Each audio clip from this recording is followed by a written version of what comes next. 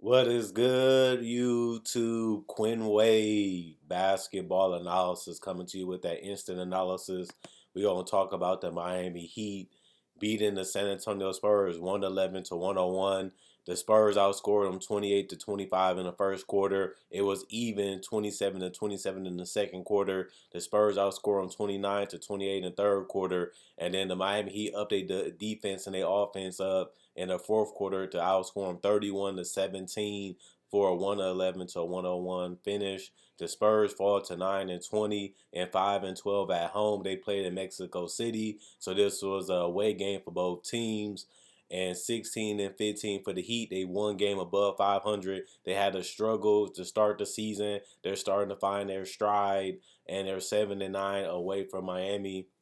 Nikola Jovic started tonight, 3 points. He also was a plus 10 and plus minus two personal fouls, one steal, one rebound, 1 or 2 from the 3 point line, 1 or 3 from the field. Jimmy Butler, 26 points, plus 12 and plus minus two personal fouls, two steals, 4 assists, 5 rebounds, 7 or 10 from the free throw line, 1 or 2 from three, 9 or 15 from the field. He just had a great game facilitating and also finishing in the paint and looking for those cutters and those shooters. Bam Adebayo, a dominant game from him, 22 points, plus 29 and plus minus. He had 4 personal fouls and 4 turnovers, but he did have one steal, 3 assists, and he also had 13 rebounds, so 20 and 10 for Bam. He also was 11 for 18 in the paint, hit a lot of floaters, hit a lot of mid-range, hit a lot of dunks. When he has space, he has a chance to operate in the pick and roll. He also has a chance to cut more because nobody's clogging up the paint. And I feel like that helped him tonight, having guys like Tyler Hero, who had 21 points, plus 11 and plus minus, 4 personal fouls, 4 turnovers, 2 steals. He also had 7 assists, 6 rebounds. He was 6 of 6 from the free throw line, 3 of 9 from the 3 point line, 6 of 16 from the field. When his jump shot is going, he's a tough guy to guard just because he has high confidence. He can let that thing fly pretty easy from three and from mid range, and he has a floater game that's tough to guard because he always gets the first step because you have to guard his 3 point shot, or they got a screen from Bam or Jimmy that allows him to get his first step, that allows him to hit the mid range or a floater or get away basket for a layup. But when his three ball is flowing and going, it's tough to defend him just because he can get it up very quick. He has a fast release, and if you give him any space, he'll let it fly quickly. Matt Strus, 12 points, plus 7 and plus minus two personal fouls, one steal, 3 assists, 4 rebounds, 2 assists from the 3 point line, 5 of 10 from the field. He really spaced the floor well, gave them the ability to move the ball without the basket. He had good movement to give them the spacing that they needed. Duncan Robinson also did that with 12 points, plus 3 and plus minus. He did have 5 personal fouls. He did have 2 steals, 3 assists though, and 2 rebounds, 1 of 1 from the free throw line, 3 of 6 from the 3 point line, 4 of 8 from the field. They needed his 3 point shooting. He's been very streaky and just not reliable this year, even health wise. But when he give you space and give you screen setting and he gives you the movement without the basketball, it really makes the Heat tough to guard and a better offensive team. And they just got it going, especially in the third quarter when they shooters was making shots and making plays, and Bam was able to eat in the mid range and in the paint. That makes them one of the toughest teams to defend. Highsmith, 3 points, -1, and plus minus 3 personal fouls, one block, 5 rebounds. He also was 1 of 4 from free throw line, 1 of 1 from the field. Dwayne Dedman, 3 points, -19, and plus minus one personal foul, one turnover, one block, 1 assist, 1 rebound, 1 of 2 from the free throw line, 0 of 1 from the 3 point line, 1 of 3 from the field. Robinson, 2 points, one rebound, 1 assist, 1 of 1 from the free throw line. Victor Oladipo was active tonight. It was good to see him healthy and playing again. 7 points, -2 and plus minus 4 personal fouls, 2 turnovers, 5 steals. This a massive amount of steals tonight. Was stripping everything, getting deflections, getting out in transition, and having fun too. 2 rebounds. He also was 1 of 4 from 3 point line, 3 of 7 from the field. The team shot 51% from the field and 36% from three and 69% from the free throw line. They need to shoot better from the free throw line next time out and help them win easier. It made it a little bit tougher to get the separation in the third and the fourth quarter just because they got off to such a bad start in the first and the second. 40 rebounds total, 25 assists, 14 steals, 3 blocks, 12 turnovers, and 27 personal fouls. The San Antonio Spurs played a great game the first 3 quarters. They let it get away from him in the fourth. They just ran out of gas. They just couldn't score the basketball that well. They couldn't score it efficiently. They made a lot of mental mistakes. They're a young team. They run out of firepower sometimes too. Jeremy Shohan isn't the greatest scorer, but he had 2 points plus, negative 17 and plus minus for personal fouls, 4 assists, 4 rebounds, or 2 from the free throw line, 1 of 5 from the field.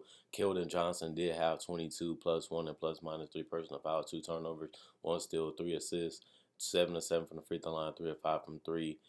6 of 14 from the field. He isn't the most approved candidate because he can really shoot the ball. He gets to the free throw line. He can knock them down. He can also play make a little bit. He can be a 3-and-D guy that can score off the ball and on the ball a little bit. And I feel like that's a great player for the NBA. And it's good the Spurs have one of those guys, even though they gave up a couple the last couple of seasons. It's still good that they still have a few left. Jakob Hurtle, 7 points, negative 16 and plus minus 1 personal foul, 1 turnover, 2 steals, 7 rebounds, 1 of 4 from the free throw line, 3 of 6 from the field. He still defended the paint very well, very fast, very quick, very long, lanky guy that can communicate and get in front of guys and protect the rim pretty good, even if he's playing in the pass line or going for strips. Jones, 9 points, negative 18 and plus minus 1 personal foul, 4 turnovers, 1 steal, 9 assists. He also had 3 rebounds, 5 assists from the free throw line, 0 of 2 from the 3 point line, 2 of 10 from the field. Devin Vassell, 18 points, negative 27 and plus minus 3 personal fouls, 2 turnovers, 1 steal, 2 assists, 3 rebounds, 7 of 9 from the free throw line, 1 of 7 from the 3 point line, 5 of 14 from the field. He really scored the ball very well tonight. He wasn't the most efficient, but he was looking for a shot. He was trying to make things happen. He was trying to make plays go in his favor, and in the team favor. It just didn't fall all night, especially from the 3 point line. But I like his aggressiveness. Robbie, 0 points plus, 2 and plus minus, 1 assist, 1 rebound, 0 from the 3 point line, 0 from the field, 0 from the free throw line.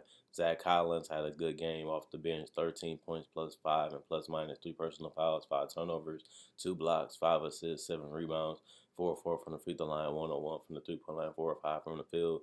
Doug McDermott, 8 points plus 9 and plus minus, 2 personal fouls, 1 turnover, 1 block, 1 assist, 5 assists. 5 rebounds, 2 assists from the 3 point line, 3 of 8 from the field. Stanley Johnson got signed. He was a great addition to this team defensively.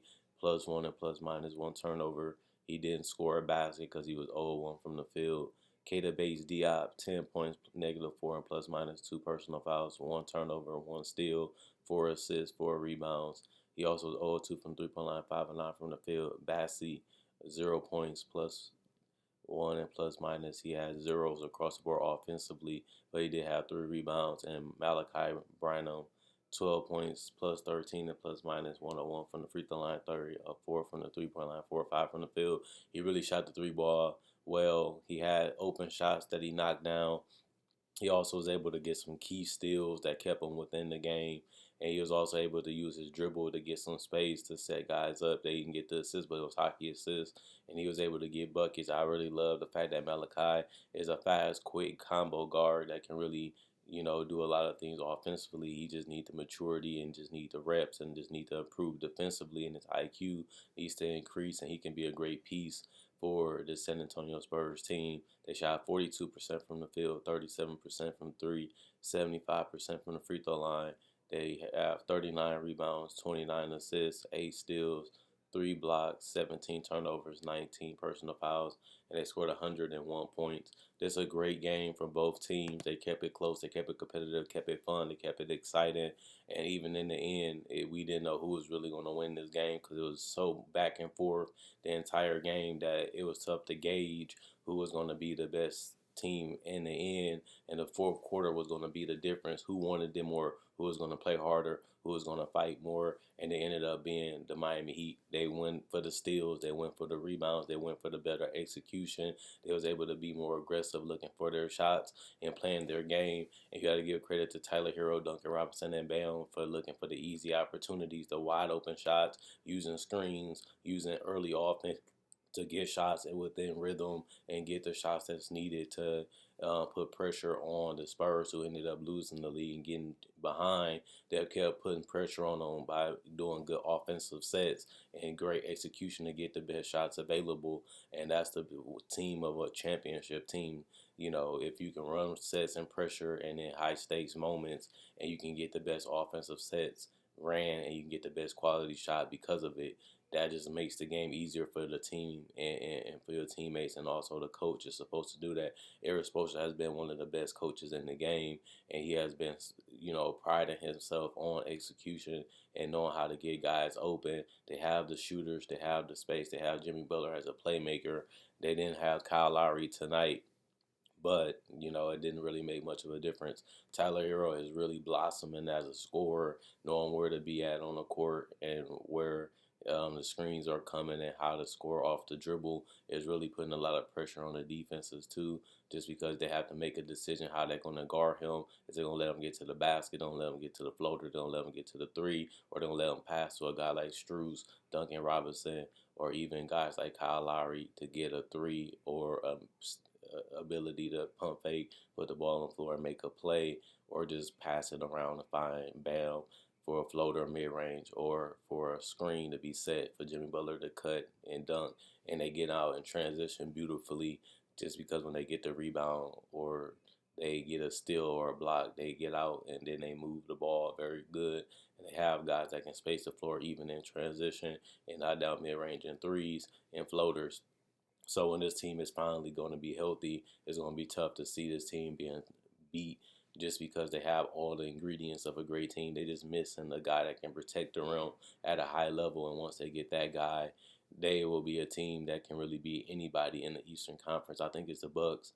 I definitely think it's the Celtics, but I think the Heat is in that Cleveland area where they're better than Brooklyn because they play harder and they defend and they have just the same amount of shooters, but they just haven't been healthy enough to compete consistently with their team together. They always have somebody missing and somebody missing a significant amount of time.